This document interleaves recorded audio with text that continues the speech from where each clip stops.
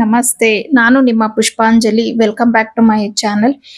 ಇನ್ನ ಇವತ್ತಿನ ದಿನ ಬೆಳಿಗ್ಗೆನೆ ಸುಮಾರು ಒಂದು 6 ಗಂಟೆ 6:30 ಅಷ್ಟಾಗಿರ್ಬೋದು ಅನ್ಕೋತೀನಿ ಟೈಮು. ನಾನು ಸರಿಯಾಗಿ ನೋಡಿಲ್ಲ. ಪಾವನಿ ಡ್ಯಾನ್ಸ್ ಕ್ಲಾಸ್‌ಗೆ ಹೋದ್ಲು. ಅಂದ್ರೆ ಇವತ್ತು ನೈಟ್ ಅವಳಿಗೆ ಅಂದ್ರೆ ಈವ್ನಿಂಗ್ ಅವಳಿಗೆ ಡ್ಯಾನ್ಸ್ ಪ್ರೋಗ್ರಾಮ್ ಇದೆ. ಹಂಗಾಗಿ ಬೆಳಿಗ್ಗೆನೆ ರಿಹರ್ಸಲ್ಸ್ ಇತ್ತು ಅಂತ ಅಂದ್ಬಿಟ್ಟು ಹೋಗಿದ್ದಾಳೆ. ಸರಿ ನಾನು ಸ್ವಲ್ಪ ಲೇಟಾಗಿ ಎದ್ದೋಳೋಣ ಅಂತ ಅನ್ಕೊಂಡೆ. ಯಾಕಂದ್ರೆ ಇವತ್ತು ಭಾನುವಾರ ಆಗಿತ್ತು. ಸ್ವಲ್ಪ ರೆಸ್ಟ್ ಮಾಡೋಣ ನಿಧಾನಕ್ಕೆ ಅಂತ ಅಂದ್ರೆ ಯಾವಾಗ್ಲೂ ಅಷ್ಟೇ ನಾನು ಸಂಡೇಸ್ ಹಂಗ ಅನ್ಕೊಂಡೆ ಮಲ್ಕೋತೀನಿ. ಬಟ್ ಆಗೋದೇ ಇಲ್ಲ. ಬೆಳಿಗ್ಗೆ ಈಗ ಪಾಪ ಮಗು ಎದ್ಲಲ್ವಾ, ನನ್ಗಿನ್ನ ಅವಳು ಎದ್ದಾಗ ನನ್ಗೂ ಹಂಗೆ ಎಚ್ಚರಿಕೆ ಆಗೋಗ್ಬಿಡತ್ತೆ. ಸರಿ ಅವಳು ಫ್ರೆಶನ್ ಅಪ್ ಆಗ್ಬಿಟ್ಟು ಹೋದ್ಲು. ನಾನ್ ಬಂದು ಇಲ್ಲಿ ಸ್ವಲ್ಪ ಗಿಡಗಳ ಹತ್ರ ಎಲ್ಲ ಒಂಚೂರು ಕ್ಲೀನ್ ಮಾಡ್ಕೊಂಬಿಡೋಣ ಟಿಫನ್ ಮಾಡಕ್ಕಿಂತ ಮುಂಚೆ ಅಂತ ಹೇಳಿ ಅದನ್ನೆಲ್ಲ ಮಾಡ್ಕೊಂತಾ ಇದ್ದೀನಿ. ಭಾನುವಾರ ಆಗಿರೋದ್ರಿಂದ ಸಾಮಾನ್ಯವಾಗಿ ನಮ್ಮ ಮನೇಲಿ ನಾವು ನಾನ್ ವೆಜ್ ಮಾಡ್ತೀವಿ. ಆದ್ರೆ ಮಕ್ಕಳು ಡ್ಯಾನ್ಸ್ ಕ್ಲಾಸ್ ಇದ್ದಾಗ ಇಲ್ಲಾಂದ್ರೆ ಈ ತರ ಪ್ರೋಗ್ರಾಮ್ ಏನಾದ್ರು ಇದ್ರೂನು ಅವರು ನಾನ್ ವೆಜ್ ತಿನ್ನೋದಿಲ್ಲ. ಸೊ ಹಂಗಾಗಿ ಪಾವನಿಗೆ ಅಂತ ಅಂದ್ಬಿಟ್ಟು ಪಾಲಕ್ ಪನ್ನೀರ್ ಮಾಡ್ಬಿಡೋಣ ಅಂತ ಹೇಳಿ ಅನ್ಕೊಂಡೆ. ಅಂದ್ರೆ ಈಗ ಬೆಳಿಗ್ಗೆ ಮಾಡಿ ಇಟ್ಟಿದ್ದೀನಿ ಅಂದ್ರೆ ಅವಳಿಗೆ ಬೆಳಿಗ್ಗೆಗೆ ಮತ್ತೆ ಮಧ್ಯಾಹ್ನಕ್ಕೆ ಆಗತ್ತೆ. ಇನ್ನ ಸಂಜೆ ಅವಳು ಡ್ಯಾನ್ಸ್ ಕ್ಲಾಸ್ ಎಲ್ಲ ಅಂದ್ರೆ ಪ್ರೋಗ್ರಾಮ್ ಎಲ್ಲ ಮುಗಿಸ್ಕೊಂಡು ನೈಟ್ ಬಂದಾಗ ಅವಳು ನಾನ್ ವೆಜ್ ತಿಂತಾಳೆ. ಸೊ ಅವಳಿಗೋಸ್ಕರ ಈಗ 2 ಟೈಮ್ಗೆ ಅಂದ್ಬಿಟ್ಟು ಪಾಲಕ್ ಪನ್ನೀರ್ ಮಾಡ್ತಿದ್ದೀನಿ. ಇನ್ನ ನಾನು ಯಾವ ರೀತಿ ಮಾಡ್ತೀನಿ ಅಂದ್ರೆ ತುಂಬಾ ಸಿಂಪಲ್ ಆಗಿರತ್ತೆ. ಫಸ್ಟ್ ನಾನು ಪಾಲಕು ಮತ್ತೆ ಹಾಗೇನೆ ಸ್ವಲ್ಪ ಉಪ್ಪು, ಸಕ್ಕರೆ, ಹಾಗೆ ಒಂದು 4 ಹಸಿಮೆಣಸಿನಕಾಯಿ ಮತ್ತೆ ಒಂದು ಚಿಟಿಕೆ ಅಷ್ಟು ಸೋಡಾ ಇಷ್ಟನ್ನು ಹಾಕೊಂಡು ಪಾಲಕ್ನ ಬೇಯಿಸ್ಕೊತೀನಿ. ಬೇಯಿಸ್ಕೊಂಡಿರುವಂತ ಪಾಲಕ್ನ ಪೇಸ್ಟ್ ಮಾಡ್ಕೊಳ್ಳೋಕೆ ಒಂದು ಜಾರ್ಗೆ ಹಾಕೊಂಡು, ಹಾಗೆ ಇನ್ನ ಅದನ್ನ ಬೇಯಿಸಿರ್ತೀವಲ್ವಾ ಆ ನೀರ್ನ ನಾನು ಚೆಲ್ಲೋದಿಲ್ಲ, ಒಂದು ಬೌಲಲ್ಲಿ ಹಾಕಿಟ್ಕೊಂಡಿರ್ತೀನಿ. ಆಮೇಲೆ ಅದನ್ನೇ ಹಾಕೋಬಹುದು ಅಂತ ಹೇಳಿ. ಈಗ ಇದಕ್ಕೆ ನಾನು 1 ಇಡಿಯಷ್ಟು ಗೋಡಂಬಿನ ಹಾಕೊಂಡು ಪೇಸ್ಟ್ ಮಾಡಿ ಇಟ್ಕೊಂತೀನಿ. ಆಮೇಲೆ ಒಂದು ಕಡಾಯಿಗೆ ಎಣ್ಣೆ ಹಾಕೊಂಡು ಜೀರಿಗೆ ಮತ್ತೆ 2 ರಿಂದ 3 ಒಣಮೆಣಸಿನಕಾಯಿ, ಹಾಗೆ ಸಣ್ಣದಾಗಿ ಹೆಚ್ಚಿರುವಂತ ಬೆಳ್ಳುಳ್ಳಿ ಮತ್ತೆ ಸಣ್ಣದಾಗಿ ಹೆಚ್ಚಿರುವಂತ ಹಸಿ ಮೆಣಸಿನಕಾಯಿ ಇಷ್ಟನ್ನು ಹಾಕೊಂಡು ಫ್ರೈ ಮಾಡ್ಕೊಂಡಾದ್ಮೇಲೆ ಒಂದು 2 ಮೀಡಿಯಂ ಸೈಜ್ ಅಷ್ಟು ನಾನು ಈರುಳ್ಳಿನ ತಗೊಂಡಿದ್ದೀನಿ. ಅಂದ್ರೆ ಒಂದು ಸ್ವಲ್ಪ ದೊಡ್ಡದಾಗಿತ್ತು, ಇನ್ನೊಂದು ಸ್ವಲ್ಪ ಚಿಕ್ಕದೆ ಅಂತ ಅನ್ಕೊಳ್ಳಿ. ಸೊ ಈಗ ಇದನ್ನೆಲ್ಲ ಸ್ವಲ್ಪ ಚೆನ್ನಾಗಿ ನಾವು ಫ್ರೈ ಈರುಳ್ಳಿ ಗೋಲ್ಡನ್ ಬ್ರೌನ್ ಟರ್ನ್ ಆಗಿದೆ ಅಂತ ಅಂದಾಗ ನಾವು ಪೇಸ್ಟ್ ಮಾಡಿ ಇಟ್ಕೊಂಡಿರುವಂತ ಪಾಲಕನ್ನ ಹಾಕ್ಬಿಟ್ಟು, ಆಮೇಲೆ ನಾನು ಆಗ್ಲೇ ಸ್ವಲ್ಪ ನೀರನ್ನ ಎತ್ತಿಟ್ಟಿದ್ದೆ ಅಂದ್ರೆ ಪಾಲಕ್ ಬೇಯಿಸ್ಕೊಂಡಿರುವಂತ ನೀರ್ ಇತ್ತಲ್ವಾ, ಸೊ ಅದನ್ನು ಎಲ್ಲ ಹಾಕಿ ನಮ್ಗೆ ಎಷ್ಟು ನೀರಿನ ಕನ್ಸಿಸ್ಟೆನ್ಸಿ ಬೇಕು ಅಷ್ಟನ್ನ ಇವಾಗ್ಲೇ ಹಾಕೊಬೇಕಾಗತ್ತೆ. ಮತ್ತೆ ನಾನು ಸ್ವಲ್ಪ ಗೋಡಂಬಿ ಹಾಕಿ ಪೇಸ್ಟ್ ಮಾಡಿರೋದ್ರಿಂದ ಇದು ಸ್ವಲ್ಪ ತಿಕ್ಕಾಗೆ ಬರುತ್ತೆ.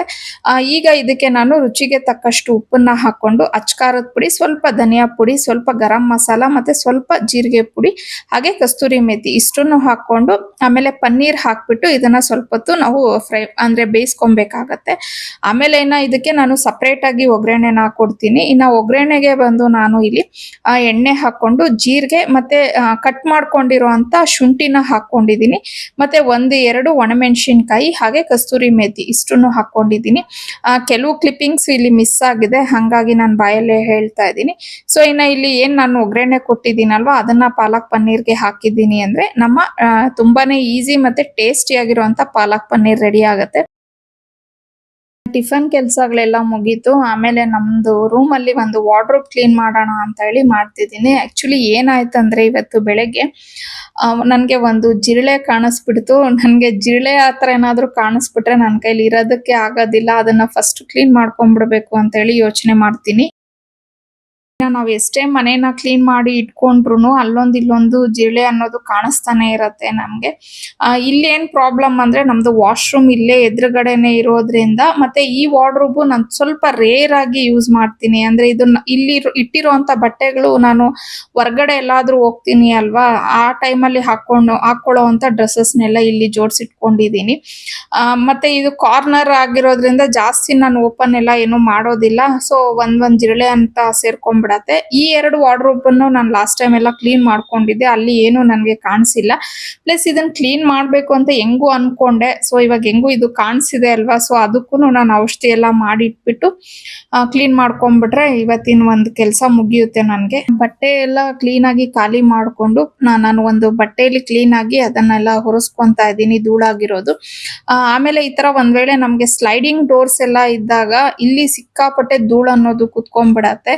ಮುಂಚೆ ಎಲ್ಲ ನಾನು ಇದನ್ನ ಒಂದು ಪೇಂಟ್ ಬ್ರಷ್ ಬರುತ್ತೆ ನೋಡಿ, ಅದರಲ್ಲಿ ಕ್ಲೀನ್ ಮಾಡ್ಕೊಂತಾ ಇದ್ದೆ. ನನ್ಗೆ ತುಂಬಾ ಕಷ್ಟ ಆಗೋದು. ಬಟ್ ಇವಾಗ ನನ್ಗೆ ಆ ಪ್ರಾಬ್ಲಮ್ ಇಲ್ಲ, ವ್ಯಾಕ್ಯೂಮ್ ಕ್ಲೀನರ್ ಇದೆ. ಇದರಲ್ಲಿ ತುಂಬಾ ಈಸಿಯಾಗಿ ಈ ಧೂಳನ್ನೆಲ್ಲ ನಾನು ಕ್ಲೀನ್ ಮಾಡ್ಕೊಂಡ್ಬಿಡ್ಬೋದು. ಆಮೇಲೆ ಇದು ಪ್ರಮೋಷನಲ್ ವಿಡಿಯೋ ಅಲ್ಲ, ನಾನು ಆಲ್ರೆಡಿ ಇದನ್ನ ಪ್ರಮೋಷನ್ ಮಾಡ್ಬಿಟ್ಟಿದ್ದೀನಿ. ಸೊ ಮತ್ತೆ ಇದನ್ನ ಮಾಡೋ ಅವಶ್ಯಕತೆ ಇಲ್ಲ. ಜಸ್ಟ್ ಅದನ್ನ ಹೇಳ್ತಿದ್ದೀನಿ ತುಂಬಾ ಈಸಿಯಾಗಿ ಕ್ಲೀನ್ ಆಗುತ್ತೆ ಅಂತ ಹೇಳಿ. ಇನ್ನ ಈ ವ್ಯಾಕ್ಯೂಮ್ ಕ್ಲೀನರ್ ಬಂದು ಆಕ್ಚುಲಿ ಅಗಾರೋ ಕಂಪನಿದು ನಾನು ಯೂಸ್ ಮಾಡೋದು. ಇದರ ಲಿಂಕ್ ನಾನು ಆಲ್ರೆಡಿ ಡಿಸ್ಕ್ರಿಪ್ಷನ್ ಅಲ್ಲಿ ಹಾಕಿದ್ದೀನಿ.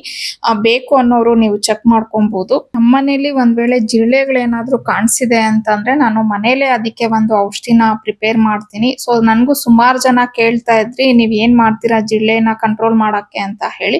ಸೊ ಫಸ್ಟ್ ನೋಡಿ, ಈ ತರ ಒಂದು ಪ್ಲಾಸ್ಟಿಕ್ ಬೌಲ್ ನ ತಗೊಳ್ಳಿ, ಯಾವ್ದಾದ್ರು ಆಗಿರ್ಬೋದು. ನಾನು ಇದಕ್ಕೆ ಅಂತಾನೆ ಇಟ್ಬಿಟ್ಟಿದೀನಿ, ಇದನ್ನ ಬೇರೆ ಏನಕ್ಕೂ ನಾನು ಯೂಸ್ ಮಾಡೋದಿಲ್ಲ. ಸೊ ಈ ತರ ಒಂದು ಬೌಲ್ ಅಲ್ಲಿ ನಾವು 1 ಸ್ಪೂನ್ ಅಷ್ಟು ಬೋರಿಕ್ ಆಸಿಡ್ ನ ಹಾಕೊಬೇಕಾಗತ್ತೆ. ಈ ಬೋರಿಕ್ ಆಸಿಡ್ ಬಂದು ನಿಮ್ಗೆ ಹಾರ್ಡ್ವೇರ್ ಶಾಪ್ಸ್ ಅಲ್ಲೆಲ್ಲ ಸಿಗುತ್ತೆ, ಇಲ್ಲ ಅಂತಂದ್ರೆ ಇವನ್ ಅಮೆಝಾನ್ ಅಲ್ಲೂ ಸಿಗುತ್ತೆ.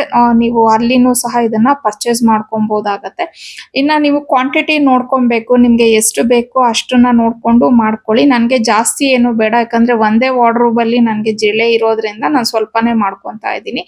1 ಸ್ಪೂನ್ ಬೋರಿಕ್ ಆಸಿಡ್ ಹಾಕೊಂಡ್ರೆ ಅದಕ್ಕೆ 1 ಸ್ಪೂನ್ ಅಷ್ಟು ಮೈದಾನ ಹಾಕೊಬೇಕಾಗತ್ತೆ. ಇನ್ನ ಮೈದಾ ಏನಕ್ಕೆ ಹಾಕೋತಾ ಇದ್ದೀನಿ ಅಂತಂದ್ರೆ, ಇದು ಬರೀ ಬೋರಿಕ್ ಆಸಿಡ್ ನ ನಾವು ಮಿಕ್ಸ್ ಮಾಡಿದೀವಿ ಅಂತಂದ್ರೆ ಅದು ಬೈಂಡಿಂಗ್ ನೀಟಾಗಿ ಬರೋದಿಲ್ಲ.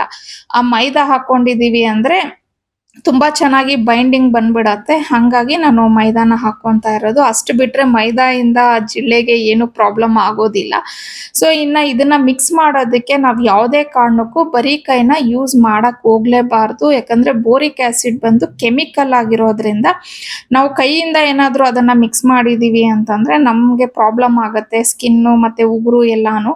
ಇಲ್ಲ ನೀವು ಗ್ಲೌಸ್ ಇಲ್ಲ ಅಂತಂದ್ರೆ ಯಾವ್ದಾದ್ರು ಒಂದು ಪ್ಲಾಸ್ಟಿಕ್ ಕವರ್ ಅನ್ನಾದ್ರೂ ಕೈಗೆ ಮಾಡ್ಕೊಂಡು, ಅಂದ್ರೆ ಕೈಗೆ ಹಾಕೊಂಡು ಮಾಡ್ಕೊಬಹುದು. ಇಲ್ಲ ಪ್ಲಾಸ್ಟಿಕ್ ಕವರು ಆಗಲ್ಲ ಅಂತಂದ್ರೆ ಯಾವ್ದಾದ್ರು ಪ್ಲಾಸ್ಟಿಕ್ ಸ್ಪೂನ್ ಇರುತ್ತಲ್ವಾ, ಅದರಿಂದನಾದ್ರೂ ನೀವು ಮಿಕ್ಸ್ ಮಾಡ್ಕೊಬಹುದು. ಬಟ್ ಅಷ್ಟು ನೀಟಾಗಿ ಇದು ಸ್ಪೂನ್ ಯೂಸ್ ಮಾಡಿದ್ರೆ ಮಿಕ್ಸ್ ಆಗೋದಿಲ್ಲ, ಕೈ ಆದ್ರೇನೆ ಬೆಟರು.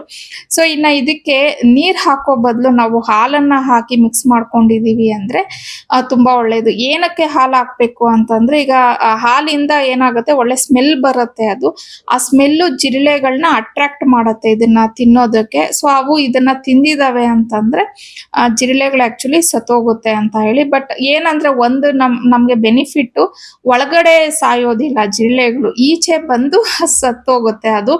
ಸೊ ಹಂಗಾಗಿ ನಮ್ಗೆ ಮತ್ತೆ ವಾರ್ಡ್ರೋಬ್ ಕ್ಲೀನ್ ಮಾಡೋದು ಆತರ ಎಲ್ಲ ಏನು ಪ್ರಾಬ್ಲಮ್ ಆಗೋದಿಲ್ಲ. ಮತ್ತೆ ಇದನ್ನ ನೀಟಾಗಿ ನೋಡಿ, ಮೈದಾ ಹಾಕಿರೋದ್ರಿಂದ ತುಂಬಾ ನೀಟಾಗಿ ಇದು ಬೈಂಡಿಂಗ್ ಎಲ್ಲ ಕುತ್ಕೊಳ್ಳುತ್ತೆ. ಆಮೇಲೆ ನಾನು ಇದನ್ನ ಸಣ್ಣ ಸಣ್ಣ ಉಂಡೆ ತರ ಮಾಡ್ಬಿಟ್ಟು ಇದನ್ನ ನಾನು ಎಲ್ಲೆಲ್ಲಿ ನಮ್ಗೆ ಜಿರಳೆ ಕಾಣುತ್ತೆ ಇರತ್ತೆ ಅಂತ ಅಂದ್ರೆ ಅಲ್ಲಿ ಕಾರ್ನರ್ ಅಲ್ಲಿ ನಾವ್ ಇದನ್ನ ಪೇಸ್ಟ್ ಮಾಡ್ಕೊಂಡು ಹೋಗ್ಬೇಕಾಗತ್ತೆ. ಒಂದ್ ವೇಳೆ ನಿಮ್ಗೆ ಆತರ ಕಾರ್ನರ್ ಅಲ್ಲಿ ಪೇಸ್ಟ್ ಮಾಡೋದು ಇಷ್ಟ ಆಗಲ್ಲ ಅಂತಂದ್ರೆ ಒಂದು ಚಿಕ್ಕದಾಗಿ ನ್ಯೂಸ್ ಪೇಪರ್ಸ್ ಅನ್ನ ನೀವು ಕಟ್ ಮಾಡ್ಬಿಟ್ಟು ನ್ಯೂಸ್ ಪೇಪರ್ಸ್ ಮೇಲಾದ್ರೂ ಇದನ್ನ ಇಡಬಹುದು. ಮತ್ತೆ ಇದು ಸುಮಾರು ಒಂದು ವಾರ 10 ದಿನ ಆದ್ಮೇಲೆ ಫುಲ್ ಡ್ರೈ ಗಟ್ಟಿ ಆಗೋಗ್ಬಿಡತ್ತೆ. ಅವಾಗ ಇದು ಏನು ಯೂಸ್ ಇಲ್ಲ. ಅಂತ ಟೈಮಲ್ಲಿ ನೀವು ಇದನ್ನೆಲ್ಲ ತೆಗೆದು ಬಿಸಾಕ್ಬಿಡ್ಬೋದು. ಮತ್ತೆ ಇದು ಬಟ್ಟೆಗೆಲ್ಲ ಏನು ಪ್ರಾಬ್ಲಮ್ ಆಗೋದಿಲ್ಲ. ಮತ್ತೆ ಈ ತರ ಜಿರಳೆ ಕಾಣಿಸಿದೆ ಅಂತ ಅಂದ್ರೆ ನಿಜವಾಗ್ಲೂ ನೀವು ಇದನ್ನ ಒಂದ್ಸತಿ ಟ್ರೈ ಮಾಡಿ ನೋಡಿ. ಇದು ರಾಮಬಾಣ ಅಂತಾನೆ ಹೇಳ್ತೀನಿ. ತುಂಬಾ ಈಸಿ ಮೆಥಡ್, ಬಟ್ ತುಂಬಾ ಎಫೆಕ್ಟಿವ್ ಆಗಿ ಇದು ವರ್ಕ್ ಮಾಡತ್ತೆ. ಕಾರ್ನರ್ಸ್ ಅಲ್ಲೆಲ್ಲ ಪೇಸ್ಟ್ ಮಾಡ್ಬಿಟ್ಟು ಆಮೇಲೆ ಬಟ್ಟೆ ಎಲ್ಲ ಜಾಸ್ತಿ ಇತ್ತಲ್ವಾ, ಸರಿ ಅದನ್ನೆಲ್ಲ ಫೋಲ್ಡ್ ಮಾಡ್ಕೊಂಡ್ಬಿಡೋಣ ಅನ್ಕೊಂಡೆ.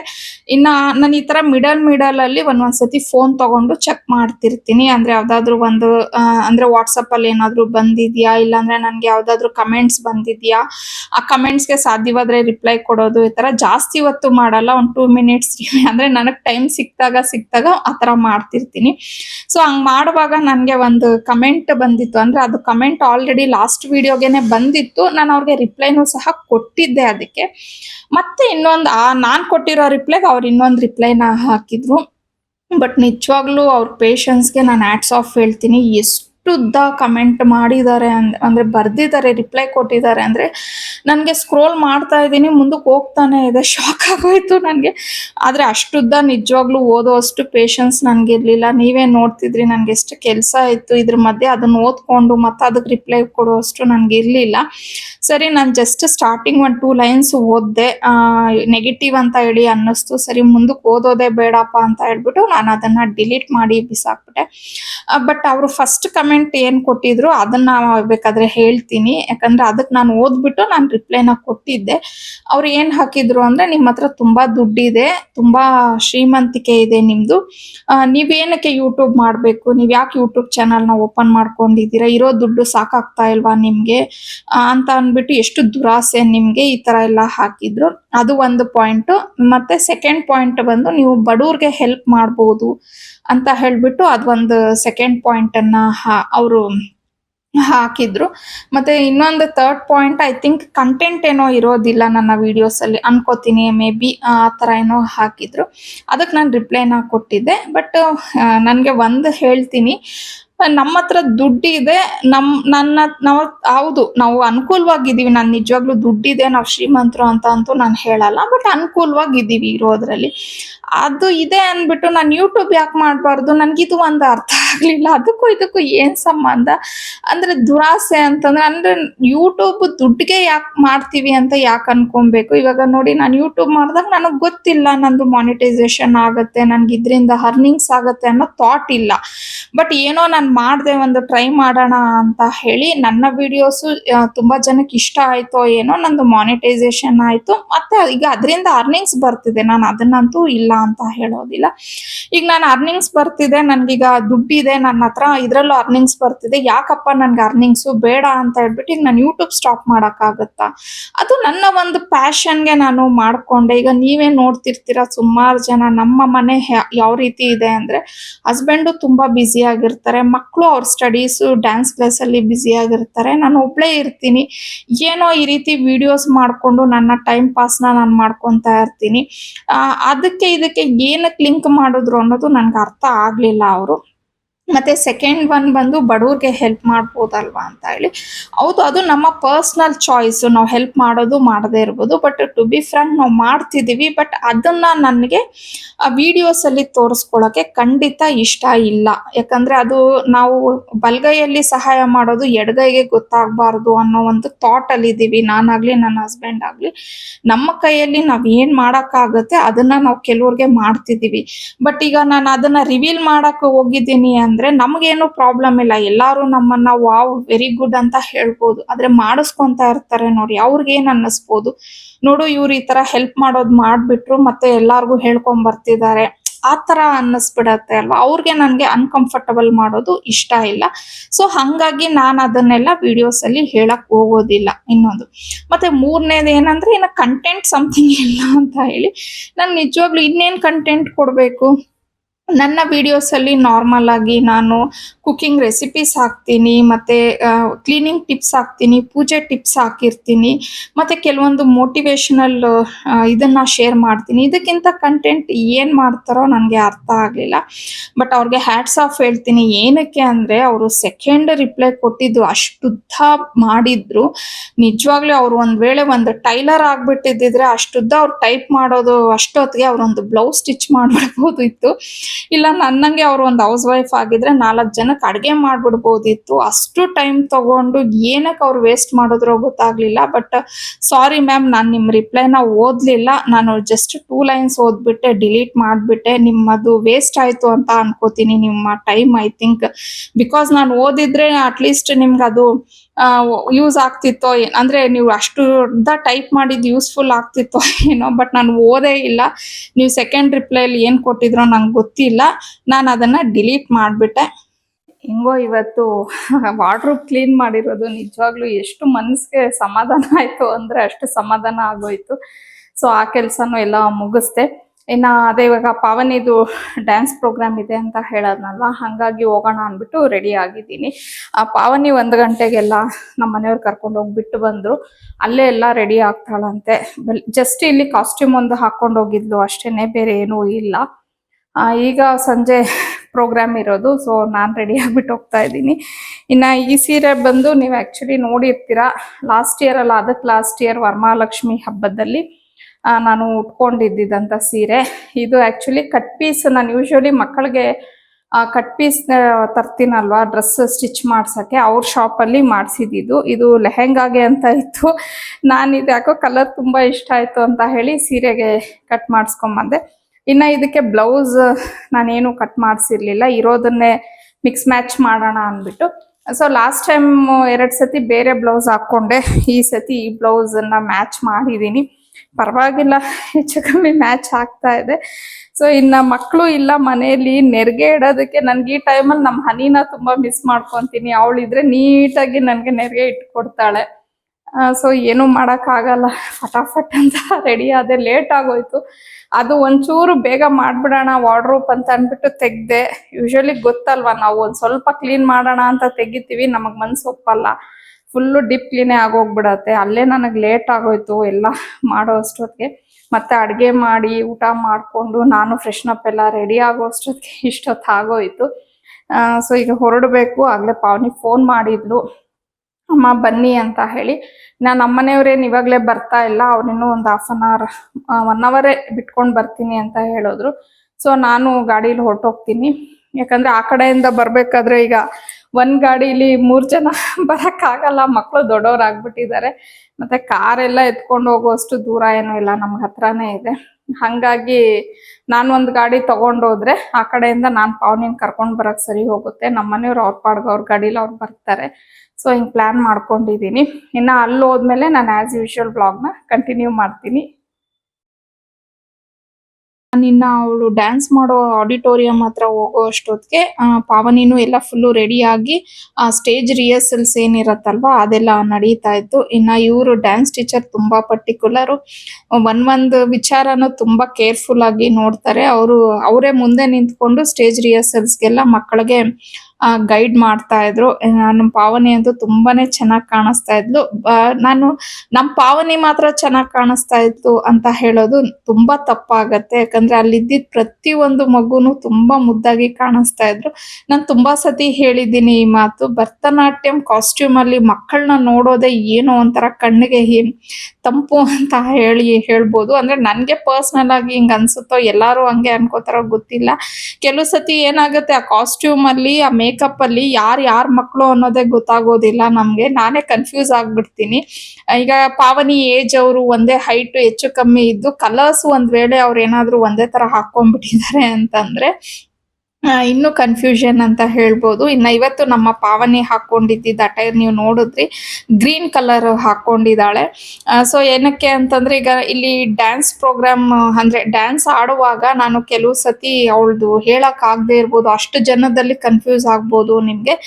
ಗ್ರೀನ್ ಕಲರ್ ಏನು ಡ್ರೆಸ್ ಹಾಕೊಂಡಿದ್ದಾಳೆ ಅದು ಪಾವನಿ ಅಂತ ಹೇಳಿ ನೀವು ಕನ್ಸಿಡರ್ ಮಾಡ್ಕೊಳ್ಳಿ. ಅಲ್ಲಿ ಆಲ್ರೆಡಿ ಇನ್ನೂ ಒಂದ್ ಮಗು ಗ್ರೀನ್ ಕಲರ್ ಹಾಕೊಂಡಿದ್ದಾಳೆ. ಬಟ್ ಆದಷ್ಟು ನಾವು ಪಾವನಿ ಈ ಕಡೆ ಬರೋದನ್ನ ನೋಡ್ಕೊಂಡೆ ವಿಡಿಯೋನ ಮಾಡ್ಕೊಂಡ್ವಿ. ಮತ್ತೆ ಹಾಗೇನೆ ಅವರು ಗೆಸ್ಟ್ ಬಂದಿರೋರ್ ಕೈಯಲ್ಲಿ ಆಗ್ಲೇನೆ ನೀವು ನೋಡಿರ್ತೀರಾ, ಎಲ್ಲ ದೀಪಾರಾಧನೆ ಮಾಡಿಸ್ಬಿಟ್ಟು ಅವರು ಪ್ರೋಗ್ರಾಮ್ನ ಸ್ಟಾರ್ಟ್ ಮಾಡಿಸಿದ್ದು. ಮತ್ತೆ ಇನ್ನೊಂದು ಏನಂದ್ರೆ ಇವ್ರು ಡ್ಯಾನ್ಸ್ ಕ್ಲಾಸ್ ಅಲ್ಲಿ ಅದೇ ಆಗ್ಲೇ ಹೇಳ್ದಂಗೆ ಅವರು ಡ್ಯಾನ್ಸ್ ಟೀಚರ್ ತುಂಬಾನೇ ಸ್ಟ್ರಿಕ್ಟ್ ಇದ್ದಾರೆ. ಇವರು ಮುಂದೆ ಒಳಗಡೆ ಹೋಗ್ಬಿಟ್ಟು ಎಲ್ಲಾರನ್ನೂ ವಿಡಿಯೋ ಮಾಡ್ಕೊಳ್ಳೋದಕ್ಕೆ ಎಲ್ಲ ಅವಕಾಶ ಕೊಡೋದಿಲ್ಲ. ಅವ್ರು ಹೇಳೋದು ನನಗೆ ಕರೆಕ್ಟ್ ಅನ್ಸುತ್ತೆ. ಯಾಕಂದ್ರೆ ಅಲ್ಲಿ ಅಷ್ಟು ಜನ ಮಕ್ಳಿರ್ತಾರೆ, ಅಷ್ಟು ಜನ ಮಕ್ಕಳ ಪೇರೆಂಟ್ಸ್ಗೂ ಅವ್ರವ್ರ ಮಕ್ಕಳು ಡ್ಯಾನ್ಸ್ ವಿಡಿಯೋಸ್ ಮಾಡ್ಕೊಳ್ಳೋದು ಕ್ರೇಜ್ ಇದ್ದೇ ಇರತ್ತೆ. ಈಗ ನಾವು ಒಬ್ರೋಗಿ ಮುಂದೆ ನಿಂತಿದ್ದೀವಿ ಅಂದ್ರೆ ಆಟೋಮೆಟಿಕ್ ಆಗಿ ಎಲ್ಲಾರು ಒಬ್ರಾದ್ಮೇಲೆ ಒಬ್ರು ಬರ್ತಾನೆ ಇರ್ತಾರೆ. ಅವಾಗ ಏನ್ ಆಡಿಯನ್ಸ್ ಕೂತಿರ್ತಾರಲ್ವಾ ಅವ್ರಿಗೆಲ್ಲ ತುಂಬಾ ಡಿಸ್ಟರ್ಬೆನ್ಸ್ ಆಗುತ್ತೆ. ಅದು ಡ್ಯಾನ್ಸ್ ಅನ್ನ ಅವರು ಕ್ಲೀನ್ ಆಗಿ ನೋಡೋದಕ್ಕೆ ಆಗೋದೇ ಇಲ್ಲ.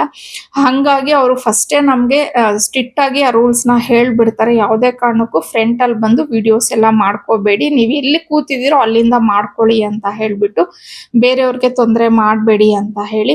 ಸೊ ನಾವು ಅದನ್ನೇ ಫಾಲೋ ಮಾಡ್ತೀವಿ. ಹಂಗಾಗಿನೇ ತುಂಬಾ ಸತಿ ನಮ್ಮ ಪಾವನಿ ಡ್ಯಾನ್ಸ್ ನಾನು ಹತ್ರದಿಂದ ನಿಮ್ಗೆ ಹಾಕ್ಲಿಕ್ಕೆ ಆಗೋದೇ ಇಲ್ಲ. ಬಟ್ ನೋಡೋಣ ಮುಂದೆ ಯಾವಾಗಾದ್ರೂ ಒಂದ್ಸತಿ ನನ್ಗೆ ಆ ಚಾನ್ಸ್ ಸಿಕ್ಕಿ ನಾನು ಅವಳದ್ದು ಏನಾದ್ರೂ ವಿಡಿಯೋ ಕರೆಕ್ಟ್ ಆಗಿರೋದು ಹಾಕಕ್ಕಾದ್ರೆ ಖಂಡಿತ ಹಾಕ್ತೀನಿ. ಬಟ್ ಇಲ್ಲಿ ನಾನು ನಮ್ಮ ಪಾವನಿ ಮಾತ್ರ ಚೆನ್ನಾಗಿ ಆಡೋದ್ಲು ಅಂತ ಹೇಳಕ್ಕೆ ಹೋಗ್ಬಾರ್ದು, ಅದು ತಪ್ಪಾಗತ್ತೆ. ಅಲ್ಲಿ ಇದ್ದಿದ್ ಪ್ರತಿ ಒಂದು ಮಗುನು ತುಂಬಾ ಪರ್ಫೆಕ್ಟ್ ಆಗಿ ತುಂಬಾ ಚೆನ್ನಾಗಿ ಆಡೋದ್ರು. ನನ್ಗೆ ಪರ್ಸ್ನಲಿ ಭರತನಾಟ್ಯಂ ಅಂದ್ರೆ ತುಂಬಾನೇ ಇಷ್ಟ ಆಗತ್ತೆ. ಒಬ್ಬೊಬ್ರದ್ದು ಡ್ಯಾನ್ಸ್, ಒಬ್ಬೊಬ್ರದ್ದು ಹಾವಭಾವ ಅಂದ್ರೆ ಅವ್ರ ಅಭಿನಯ ಅವನ್ನೆಲ್ಲ ನೋಡ್ತಾ ಇದ್ರೆ ನಿಜವಾಗ್ಲೂ ನಮ್ಗೆ ಎಷ್ಟು ಅದೃಷ್ಟ ಮಾಡಿದೀವಿ ಇದನ್ನೆಲ್ಲ ನೋಡೋದಕ್ಕೆ ಅಂತ ಹೇಳಿ ಅನ್ನಿಸ್ತಾ ಇರತ್ತೆ. ಸೊ ಅದಾದ್ಮೇಲೆ ಸಭಾ ಕಾರ್ಯಕ್ರಮ ಮಾಡಿದ್ರು ಮತ್ತೆ ಮಕ್ಕಳಿಗೆಲ್ಲ ಕೆಲವೊಂದು ಸರ್ಟಿಫಿಕೇಟ್ಸ್ ಇಶ್ಯೂಸ್ ಎಲ್ಲ ಇತ್ತು ಅದನ್ನೆಲ್ಲ ಮಾಡಿ ಕೊಟ್ರು. ತುಂಬಾನೇ ಚೆನ್ನಾಗಿ ಆಯ್ತು ಪ್ರೋಗ್ರಾಮ್ ಮಾತ್ರ. ಇನ್ನ ಇವತ್ತಿಗೆ ನನ್ನ ಈ ವ್ಲಾಗ್ನ ನಾನು ಇಲ್ಲಿಗೆ ಎಂಡ್ ಮಾಡ್ತಾ ಇದ್ದೀನಿ. ಐ ಹೋಪ್ ನಿಮ್ಗೆ ಇಷ್ಟ ಆಗಿರತ್ತೆ ಅಂತ ಹೇಳಿ ಭಾವಿಸ್ತೀನಿ. ಒಂದ್ ವೇಳೆ ಇಷ್ಟ ಆಗಿದ್ರೆ ಪ್ಲೀಸ್ ಲೈಕ್ ಮಾಡಿ, ಶೇರ್ ಮಾಡಿ, ಕಮೆಂಟ್ ಮಾಡಿ. ಹಾಗೆ ನೀವು ಒಂದ್ ವೇಳೆ ಸಬ್ಸ್ಕ್ರೈಬ್ ಮಾಡ್ದಿರಾ ಏನಾದ್ರೂ ನನ್ನ ವ್ಲಾಗ್ನ ನೋಡ್ತಾ ಇದ್ರೆ ಸಬ್ಸ್ಕ್ರೈಬ್ ಮಾಡ್ಕೊಂಡು ನೋಡಿ ಅಂತ ಹೇಳ್ತಾ ಮತ್ತೊಂದು ವ್ಲಾಗ್ ಅಲ್ಲಿ ಭೇಟಿ ಆಗ್ತೀನಿ. ಅಲ್ಲಿವರೆಗೂ ಬಾಯ್, ಸಿ ಯು.